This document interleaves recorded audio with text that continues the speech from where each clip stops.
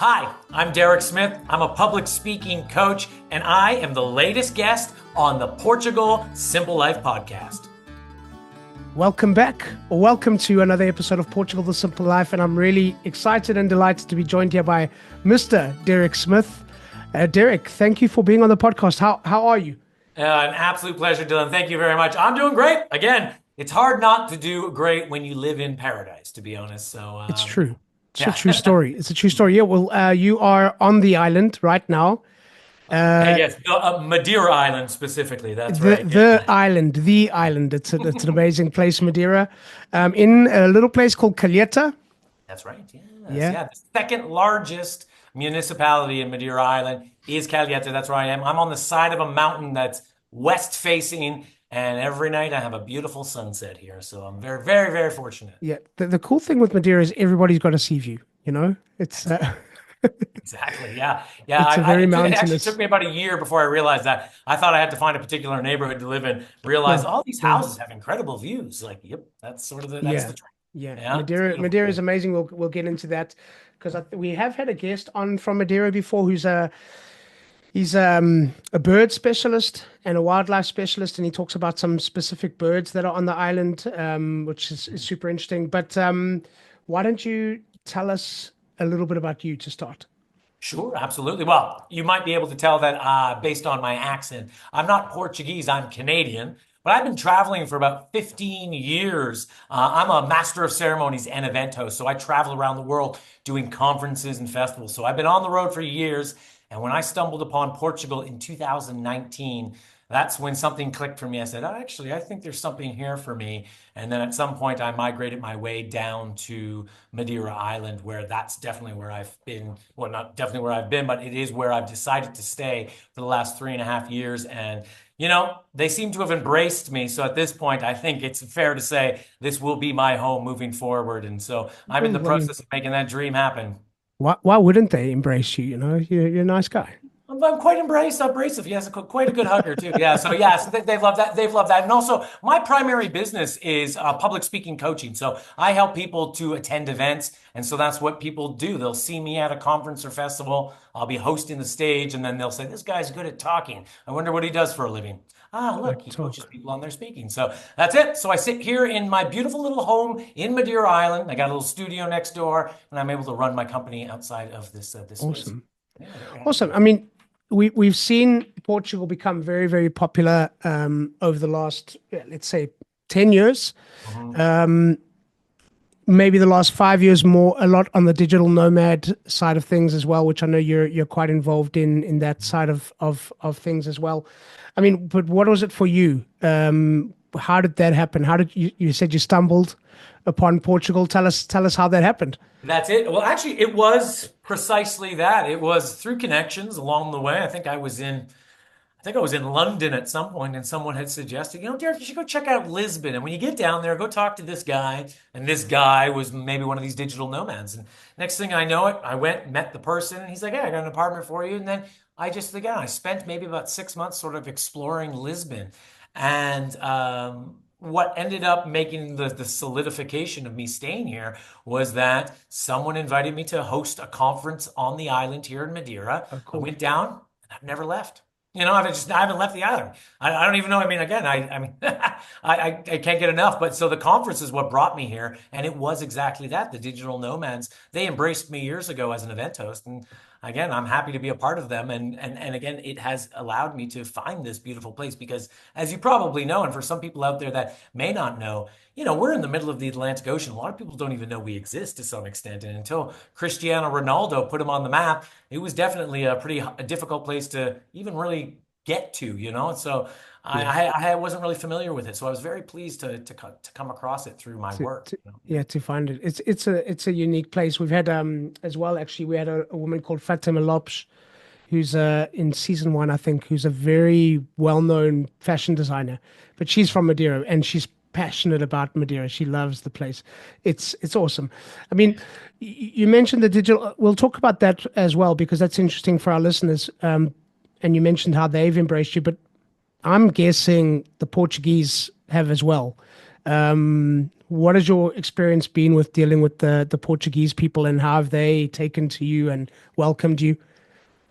It's an excellent question because, I used to always say, and I kind of still do, it's hard to teach an old dog new tricks, especially when it comes to language. And when it came to the Portuguese language, I'm still struggling with it, to be quite honest. Yeah. And I speak English and I speak French fluently. And yet for Okay. some reason, something in the listening of it has been very difficult for me. However, how have the Portuguese been able to embrace me is that I, in my broken Portuguese, will often just give it a try. And because I give it a bit of a try, you can tell they go, okay, yeah, you're not very good at this, but we can speak your language. And I think that just really kind of Yeah. brings them a little bit closer to me just because at least I give it a bit of a shot. And I Yeah. think that's really, in some regard, that's what you need. And then I am very hopeful in the next year or two, I will be able to speak fluently the language. But fingers crossed, Dylan, fingers crossed. I mean, and just a bit of a technical question. I'm like, how are you? Are you on some kind of a visa? Like, are you on the digital nomad visa? Is that what you're doing there? No, I don't believe it to be that. The Okay. visa that I'm on is the D7 visa. So it Okay. gives the temporary Cool. resident. And my apologies if that's what they call the digital nomad visa. No, I no, know. no. It's okay. Yeah, yeah. And in my experience, it was it had its ups and downs. Bureaucracy is a bit of a known thing around here. There was a lot of that, a lot of confusion. And in that confusion became a bit of fear because you don't want to make a mistake when you're getting a visa done and stuff. And so in those first year or so I was getting it done, I realized that I was over worrying the process. It was under control, but I felt like it hadn't been. And so to make a long story short, I was able to get the temporary visa, and here I am now, and I'm just in the process. I'm in the mix now, and so I will be there for my next appointment in 6 months, and Yeah. and just to follow the process. It's no one's really communicating with me. It's just sort of me keeping my finger on the pulse, making sure I'm checking my emails to find out when the next appointment is and getting it done. Yeah. But for all intents and purposes, it's been pretty smooth visa Yeah. process, and that's what's kept me here as a Yeah. Canadian. Yeah. So let me. I'm gonna give you a little bit of a 2 cents. Okay. So no news is good news. And they very much live by that in Portugal. When I was in hospital, as you know, I'm also a realtor, and I've got clients from all over, and they're like, "Listen, we haven't heard from our project manager in 2 weeks, or we have said, listen, if there's nothing bad to report, they're not going to get in touch with you." So it's something, but it is something, and I'm from South Africa, so we're also used to like everything on, and you just have to get used to it. It can be challenging sometimes. You'd be surprised, Dylan, how much comfort that just gave me. You just told me that. It's like, yeah, you're right. Because sometimes the silence does make you wonder, like, did I apply incorrectly? Did I do it wrong? And every step along the way up until this point, it turned out that it all worked out well. So you're Yeah. right. I think there's If something to if be there was a said for, problem, you would have heard something. I mean, yeah. I remember being in hospital. I've had some medical issues in the past, and I remember being in hospital for quite a while. And there'd be days when the doctors would walk past my room like 5 or 6 times and not say a single word. And you're going, "What's happening? What's happening?" And then eventually I'd like literally call out to them and say, "Listen, do you have any news?" "No, no, everything's fine. Everything's on track. We're still due for you to be released on whatever date." And they're like, "Okay, well then just tell me that." So yeah, no news is good news. Okay. Yes, okay. So hold on Thank to that you one. for that. I appreciate Yeah. it. What about some of the differences for you? You being from Canada and here, what was some of the for lack of a better word, culture shocks, things that you had to get used to, but also the pleasant surprises and differences from where you've lived, but also I know you've been all over the world, so maybe you can shed some light on that.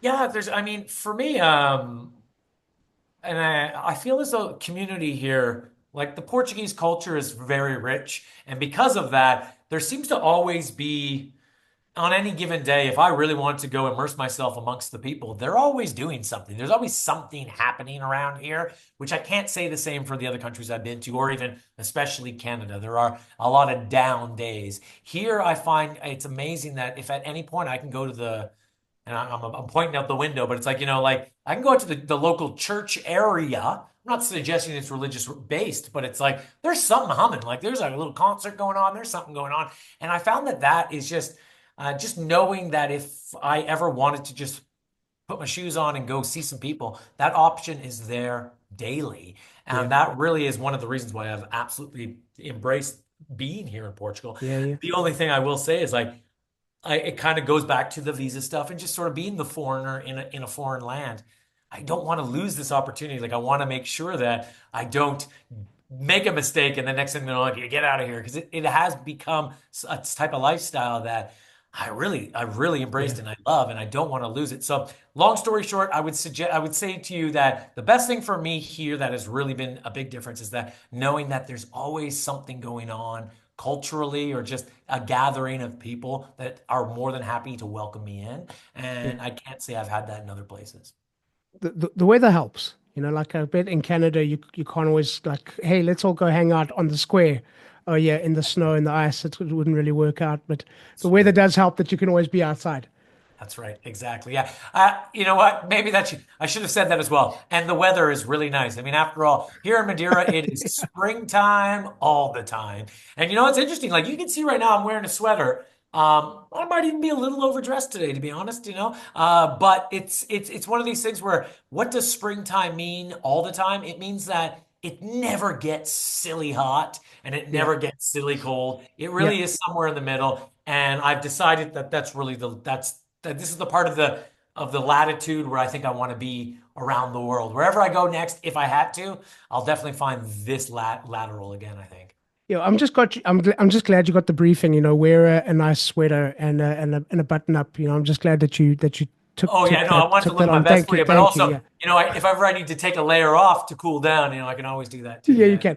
Yeah, I mean it's quite funny because I've got a couple of Canadian clients out here, and I will be driving along the beachfront on any given day, and I'll see the Portuguese, especially this time of the year, wrapped up in scarves and jackets, and my Canadian clients will be in their t-shirts and sandals, and it's just Oh like yeah, yeah. they're Oh like, no, yeah. this is spring. This is spring for us. It's funny. Oh yeah, well, it's funny because you can imagine also here on the island, what's interesting about this place is that every single day, I think the statistic is that the population of Madeira increases by 10,000 people every single day.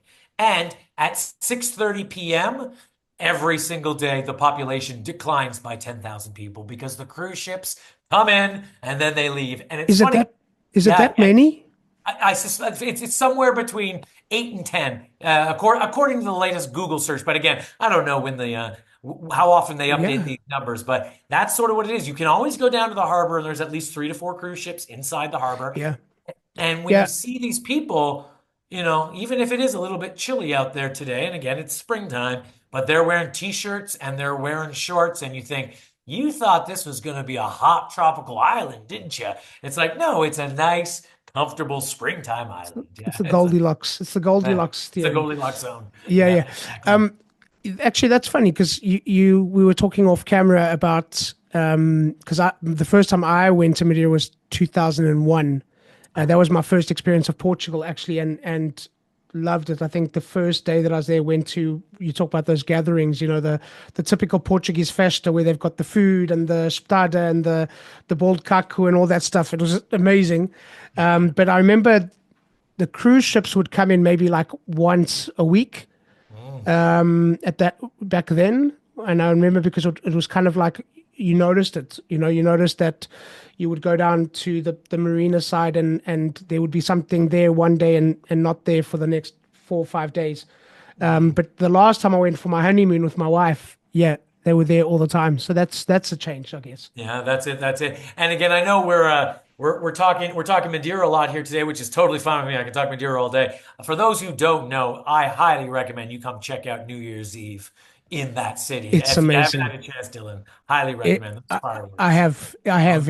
It's insane. It's got to be the best in terms of the fireworks and all of that I've ever seen. And It's every insane. year the Guinness Book of World Records is here on site, and every year I guess they get the award, as far as I've been told. And the fun thing about the whole thing is like people go, well, is it worth coming to New Year's Eve to Madeira just to see those fireworks? I'm like, It's only 8 minutes, but it's an incredible 8 minute You won't show. forget it. Yeah. You'll never Yeah. forget it, and you'll still be able to smell it the next morning. You know, the smoke's still in the air and everything. And in some regard, they're still popping off fireworks the next Yeah, day, daytime, yeah. daytime. They start about 8 o'clock in the evening. Start already popping off fireworks, but then it really explodes. Yeah, The whole they island know how just to have a good lights up. time. They know how to have a good time here. Yeah. It's insane.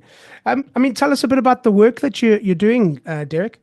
Yeah, for sure. So, I mean, as you can see, I mean, or as I mentioned, next door, I have a studio space where I host a lot of events there. So I'll do a lot of online summits and conferences, plus also run several different communities. However, my bread and butter business is my speaking coaching business, which that's really where I get my most fulfillment. And for me, this is what allows me to travel off island for maybe 1, 2, 3 days onto the mainland, host a conference, get people to see me, shake some hands, kiss some babies, fly back to the island, and then from that point forward, be able to just help people with their event speaking and just speaking of all kinds, all forms of communication, primarily with non-native English speakers, because a lot of people Okay, are a little bit less confident when it comes to for sure. being able to express themselves in English. Even if they speak the language, they still don't know if that's the right way to say it. So I work with them to help develop their message, usually for entrepreneurs, founders, and top managers who are looking to hone a message, but better yet, hone a persona. So that way, when they step up on a stage or wherever they show up to, who are they when they step up? And we kind of psychologically get them into the zone of knowing who they are as a speaker outside of simply being, a mother of two or whatever. It's like you don't have to be that person on stage. You can be a whole other persona there. So I love the work I do because I get to meet fascinating people from around the world. Amazing. I Mhm. mean, because you're quite a busy guy. You're traveling a lot. I've seen your calendar, and I can tell everybody it's real. Like Mhm. it's not a marketing gimmick. If you go onto Derek's website and you check his calendar, it's real. It is really that full. Like, how does this place, I don't like the term, and it's become so popular to say work-life balance, but I feel like it's also something that the Portuguese have kind of been perfecting forever. Yeah. How does this place help you just kind of bring it down, especially I'm with my work as well. I'm always speaking to people, and you do need that time just to, you know, have that breath, get your thoughts together, get some Derek time. Mhm. How does this place help you with that? I love that question. Because as you're asking, I'm thinking to myself, like, yeah, how do I get that? And I believe what has transpired is that I'm on the west coast of this island. The airport is on the east coast. So in some regard, I'm almost at the furthest point from society or like the people. I'm far away Yeah, from the people. And for me, it's almost like when I arrived here, got settled and got set up, I was able to start at zero, like a very quiet life. However, I'm 25 minutes away from the city and the action. So, at some regard, what I did is I started at zero, noticed what I could handle, filled up the work calendar, got the work bit buzzing and everybody back in line here. But then I realized, hey, I got a little bit of time. I can head to the city, go to an event, go to a festival, go do some stuff. So I guess to this point is like what this has brought me is quiet. And then from quiet, the building blocks could be met so that way I could build a life around it. So I guess if I was living directly in the city, I think I would have come in and it would have been very hectic. But I'm out here a little bit more in the country. It's silent, it's quiet, it's just the sounds of the waves out here. And then if I want action, action is over here. Otherwise, it gives me plenty of time to just focus in on my work. I will also say, and I know I'm giving you a lengthy answer here, Dylan. It's like it's all you got to good. imagine as someone in my role as an MC, as an event host at conferences, festivals, when I'm doing any of these events, I'm giving a lot of energy out. And it may be an audience or a listener's interpretation that I'm an extrovert, and I have extrovert tendencies, but I am very much require the need to recharge. So a Yeah, place like this gives me that opportunity to recharge and just fill back up that meter, get back out to the next conference, give out some energy, come home, rest, and then get back out there and do it again. So I think that yeah. answers the question. Is like this place has what I need to be able to have a nice balance. Yeah, yeah. And I mean, I know you do a bit of stuff with some Portuguese people, some of your work, but a lot of it is people from all over the world. Um, I mean, what do you think it is about Portugal? I mean, that is appealing to people, that is bringing people here because more than ever before it's on the radar. And again, I'm seeing again just on with my clients, but with people like yourselves and others, where it's not just Lisbon, Lisbon, Lisbon anymore. Mhm. It's the country. It's some people are wanting the countryside. Some people are want to go to the islands. Some people are wanting to be where I am on the Silver Coast. But what do you think it is about this country that's bringing people here? And I know it has a lot to do with what's happening in their countries and around the world. Mhm. But what do you think is going on in Portugal that's bringing people here? I mean, and I hope you can appreciate it is exactly what I think, whether it be true or not. It's like, and Sure. I hope it's not a cop-out answer, but it's like the friendliness of the people. I mean, quite literally, as I mentioned earlier, you put in a little bit of effort to like showcase that you are here to be a member of these people, like be amongst them and bring value to what they got going on. They will welcome you in. And so I've had that experience where, for example, again, all I really can offer the world is my voice to some extent. And so here on the island, once a month, I run a community event. And the community event is a live open mic event where anybody can come up on stage. It's music, it's poetry, it's storytelling, it's comedy, it's anything you want, 5 minutes or less. And so I do that in a pretty central location here on the island where we get people from around the world, but also the Portuguese come in and they come in, they do their thing. And so for them, I think, and I'd have to ask them personally, but they look at me as like, he's giving us something, he's bringing us something. Thank you for that. So for me, they're always willing to play with us, have fun at these types of events that I put on. And just their friendliness is very welcoming because they can see me and they can kind of go like, this guy's trying. And I like that he's trying and he's not just sucking off of us. He's actually giving back a lot. So I think, yeah, I love the people here. They've been, Yeah. I have great laughs with them too. Even though culturally we are so different, we can all still laugh at good stuff. And I mean, I think it almost goes back to that language bit. I'm really excited to teach this dog some old tricks or new tricks so that way I can learn this language because I think it would be a lot more fun if I could speak the Portuguese language and joke in their language as well, you know? So yeah, but Yeah. I love the people. Between my job as a realtor at Portugal Realty and hosting this podcast, life is pretty busy. But lately, I've been receiving so many messages from people that want to know more about buying property here on Portugal's Silver Coast that I've got to do something about it. So starting now, for subscribers only, I'm offering up a 30-minute session per day. That's 5 30-minute sessions for a one-on-one meeting to talk about buying property here on Portugal's beautiful Silver Coast. This is for subscribers only. So please subscribe to book your session and get in touch with us through the links below via WhatsApp or email to book your session today. I'll be happy to speak to you. It's for subscribers only and it's completely free. Yeah, I mean, I remember when I first came over permanently, so 2009, I couldn't speak any Portuguese, and you it's fine. Like everybody's so friendly. A lot of people speak English or understand English, and just their way and their culture is welcoming and accepting, and they don't get annoyed with you. You know, you spoke about the French. The French can get a bit pissed off with you when you don't speak their language properly, or if you don't speak it. Either way, the Portuguese have been the complete opposite to that, where they're just like, "Hey, it's okay," and like you, I don't look Portuguese. So I'll walk into a restaurant and before I can even start talking, they start talking to me in English. And I'm like, okay, hold on, I speak Portuguese, you know? But I remember the same as you at the beginning, they'd be like, okay, your Portuguese is not great. Let me switch to English, you know, without even asking. So yeah, Yeah. they've got Yeah. a They wonderful pick manner. they smell it off me pretty quick. They're like, this guy's trying, but he's got a lot of work Yeah. to do still. Yeah, But yeah, you will experience the place in a different way when you can speak a bit more the language and understand the anecdotes and the funny stories and the history behind a place. It's lovely as well. yeah, yeah, yeah. Um, Tell us a joke. I mean, let's go. Let's go. Let's hear a joke just as a break. Why did the Scarecrow win an award? I don't know. Because he is outstanding in his field.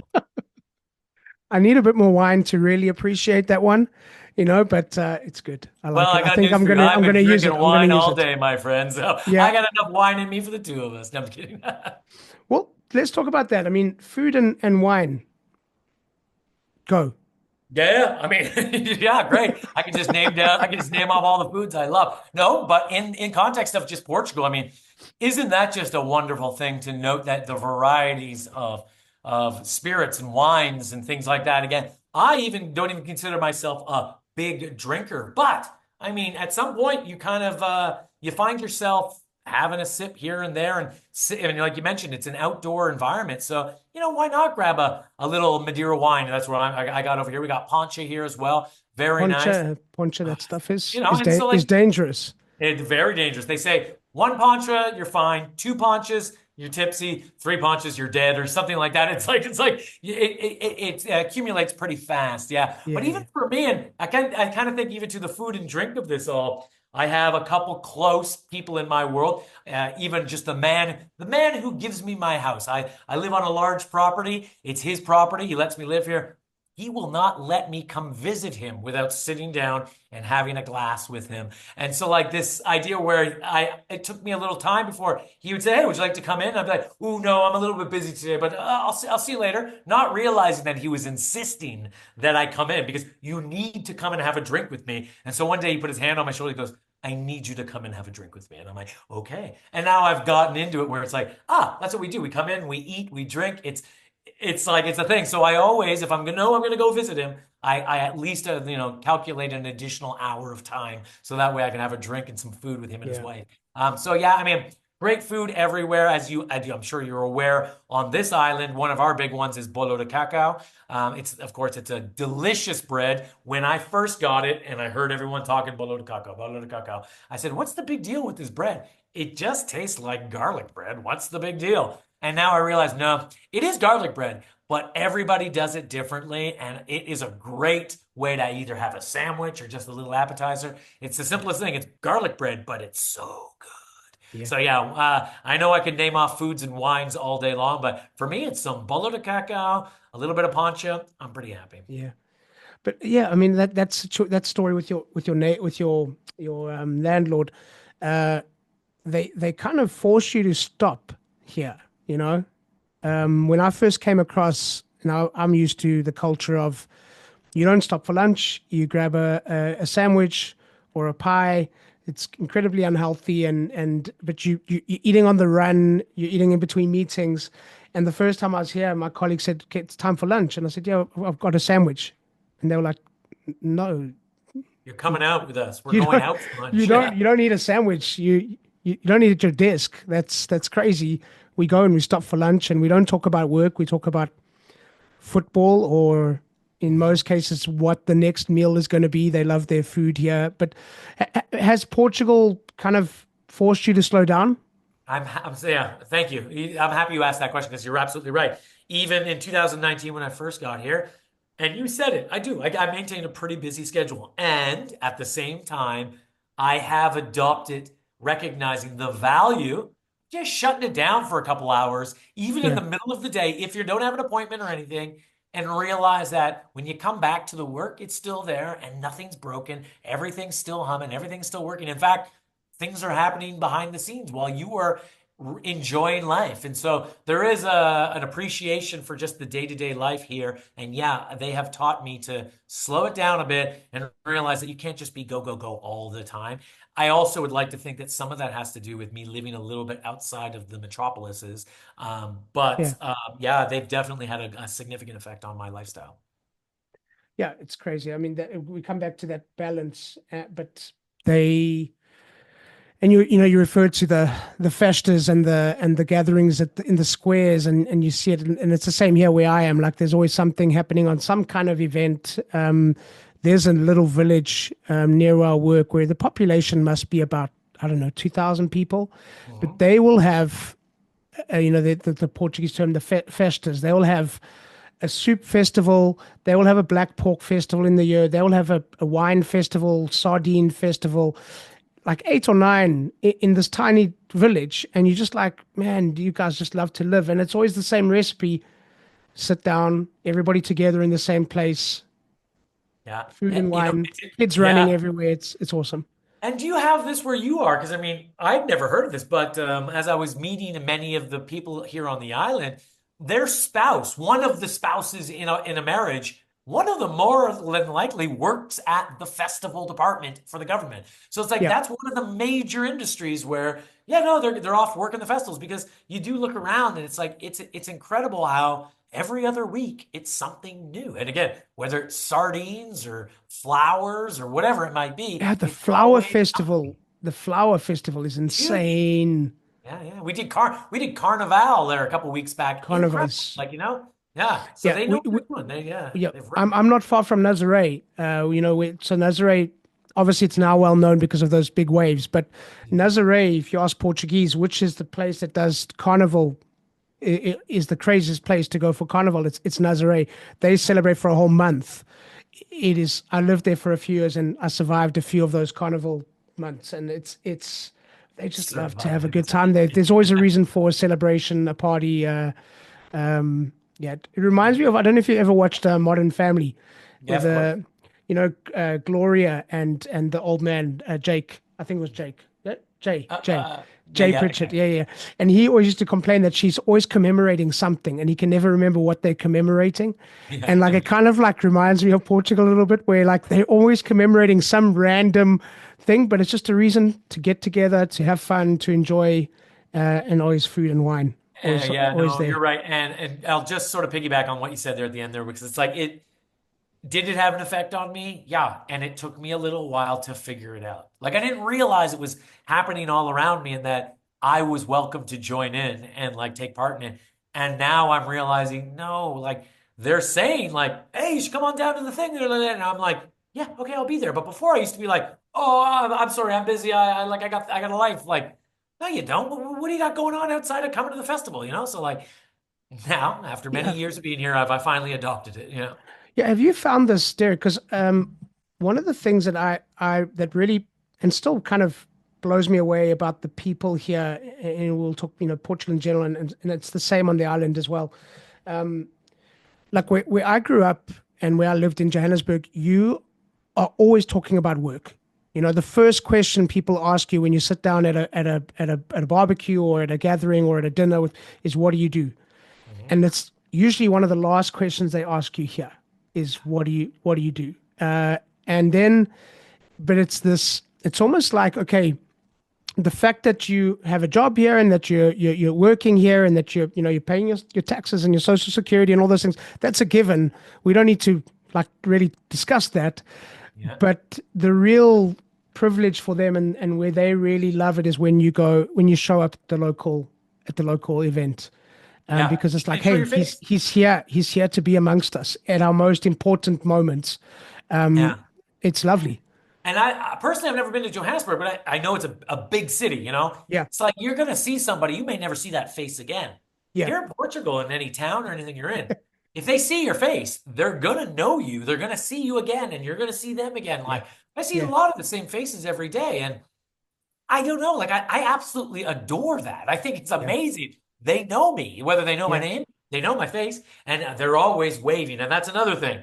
I don't. There's no opportunity for me to drive down the street where I'm not waving at so many people that I recognize. I feel like I'm what I would imagine was the 1950s in some suburban town where you wave at all your neighbors and stuff like that. Well, in this entire town and almost to some extent this entire island, I'm waving at a lot of different people. yeah.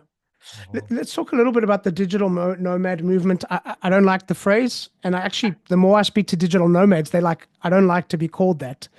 Um, I can because give you some insight on that one for sure. all of the digital just for lack of a better term, the digital nomad guys that I've met in Portugal, it's almost like at some point they feel like they're local here and they don't want to be called a digital nomad because it's almost like, okay, we're nomads, but we've finally maybe even found some roots. I mean, what's your insight there? I'll go at it two different ways. Number one, international remote workers. That's great. A digital nomad. A lot Good of one. people don't want to be called digital nomads because the reality is it's not a job. It's not a thing. It's like It's I'm a a title. graphic designer or I'm a whatever it is, whatever my profession is what I am. Digital nomad doesn't actually mean anything. It almost just implies that you travel and you work on a computer. And so international remote workers, I think, is maybe where people might be leaning to. Yeah, and But you as work for at brunches and you have your meetings by the pool. That's kind of the stigma, right? But or at least that's what Instagram might tell you. Yeah, it's like yeah, if yeah, I but don't, if you're it's pretty lonely and can be pretty lonely and tough. very difficult. Yeah. Yeah, It's no doubt. I mean, so I've been hosting these events for almost a decade in the digital nomad spaces. So some of the biggest events in the world for digital nomads, I've been there. And of course, I've heard it all. And I wouldn't identify myself as a digital nomad. Again, I'm here in Portugal. So, do I feel as though, do I feel as though I've been able to put some roots down? I'd love to give you the positive answer here, Dylan, and tell you that, yeah, I definitely feel those roots in there. I'd like to build roots here. I think one of the things that I do struggle with because I don't have the language yet yeah, is that to our original point and almost looping this around to the beginning, which is that silent, like no news might be good news, but because I don't hear anything about whether or not I'm legally allowed to remain on the ground, sometimes I do struggle to really kind of embed myself further in what's going on. There might be a pottery class on Wednesday nights I'd like to take, but then I think to myself, should I sign up for that or are they going to be kicking me out soon? So it really yeah, is something to be said yeah. for, I would like to get a little bit of news to say, hey, you're good for 5 years You're or good. Yeah, something. And I believe there's something to be said for if I did speak the language, I could pick up the phone and call the government office and just find out. I'm not sure, but I know that was a roundabout way to say no, it's okay. I do feel as though in Portugal, because of the welcomingness of the people, I feel a little bit more rooted than I did feel in previous countries where a Yeah, yeah, digital nomad or an international remote worker really doesn't have any roots in yeah, there. Here they've at least, like I said, I know who works the store. I know who's waving at me in the morning. So yeah. there's some roots there in that world. Yeah. Yeah, I mean, for this community of people, because there's obviously certain things that need to work for them to be able to be where they are and do what they do. I mean, I'm imagining, something simple like good internet, these kind of things. And Portugal's now top of the list on digital nomad places to be in the world. What is it that makes it work? What is it that people are like, yeah, all of these things that I need are here. Yeah. A lot of it has to do with, I mean, there are a few different strong aspects of it. Time zone, climate, access to the rest of Europe, even again, I'm not an American, but I mean, I imagine you could fly to New York direct from anywhere over here. So you got a lot of it's really central to be in Portugal. So the location really does matter Yeah, for being able to access the rest of the stuff. We're working in euro. That's huge. That's a big one for a lot of these people. I could give you the standard answers, but I think those are the key ones. Plus, and Lisbon got this kicked off years ago when they really developed their startup scene. All the startups that have come out of Lisbon and then now have spread across the whole country, it really does bring in innovative young people with new ideas and clever ways to get around whatever professional challenge they're working on. So the startup scene in Portugal was, I believe, hugely influential to why digital yeah, nomads found their way here. Mhm. yeah. And then, I mean, the internet, you could be in an ancient village and you've got freaking fiber. Yeah, It's insane. it is quite interesting. And again, you wouldn't know the difference, but even I would argue that you might not even know. Am I using my mobile phone right now? Like I could be because I do know that you and I could have a video Yeah, call just on 4G. And like, first off, we wondered what the future would look like. Well, I got news for you. You're living in it right now because it's yeah, yeah, amazing that you and I can speak in real time. Yeah. yeah, yeah. It's incredible.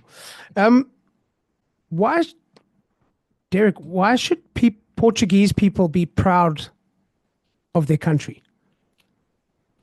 Oof.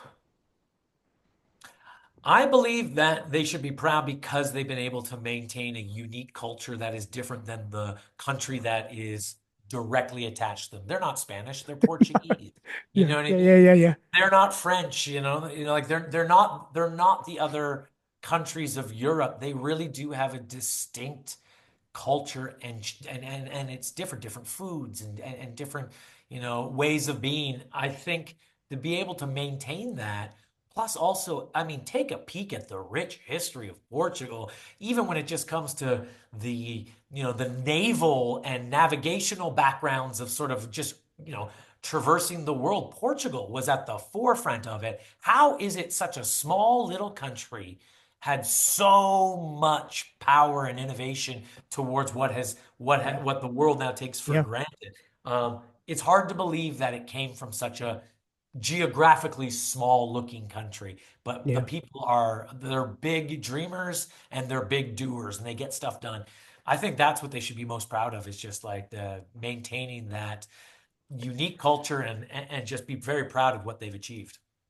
Yeah. I mean, we were speaking about you're speaking about the 10,000, you know, people getting off the boats, and we've seen Lisbon explode in terms of popularity and people coming in. But I do look at the Portuguese and I go, you've stayed true and kept who you are, and you do your things. And if people want to join in, great.